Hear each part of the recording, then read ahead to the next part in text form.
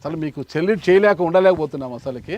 అంత గొప్ప వ్యక్తి మీరు. ఎందుకంటే మేము ఎంతసేమైనా పుస్తకాల్లో స్వతంత్ర సంగ్రామం గురించి, స్వతంత్ర ఉద్యమాలు, క్విట్ ఇండియా ఉద్యమం, ఉప్పు సత్యాగ్రహాలంట, ఇలాంటివన్నీ కూడా ఆజాద్ హింద్ ఫౌజ్ ఉద్యమము, వాటన్నిటి గురించి కూడా పుస్తకాల్లో చదివి తెలుసుకోవడం తప్పితే చూసింది లేదు.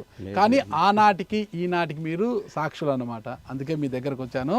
ఒక్కసారి ఆ విషయాలన్నీ తెలుసుకునే ముందు మీ పూర్తి పేరు? జంగం శివశంకరయ్య.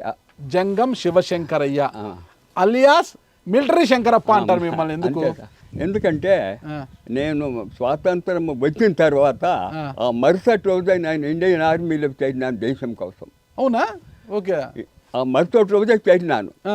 నాకు 33 రూపాయలు జీతం ఇచ్చింది గవర్నమెంట్. ఓకే. అప్పుడు ఆప్షన్ ఉండింది, army, navy and air force. Voluntary services rendered without monetary benefits. Okay. అప్పుడు ఏం చేసినా ఆ జీతం నాకు వద్దాయని నేను దేశం కోసం పనిచేస్తాను ఛాలెంజ్ చేసి నేను జీతం తీసుకోకుండా ఈ మూడిట్లో పనిచేసినాను. ఓకే. మూడిట్లో army, navy and air force. Okay. అది ఎలా చేశారు? అది ఎట్లా అంటే జీతం తీసుకోకుంటే ఏఎంసీ నేను army medical crops, UP capital city Lucknow, training battalion, head quarters, record office అంతా యూపీ క్యాపిటల్ సిటీ. ఈ మూడింటికి ఇప్పుడు ఆర్మీ, నేవీ, ఎయిర్ ఫోర్స్కి ఆ కాలంలో హెడ్ క్వార్టర్స్ పిలిచేయండి లక్నోని.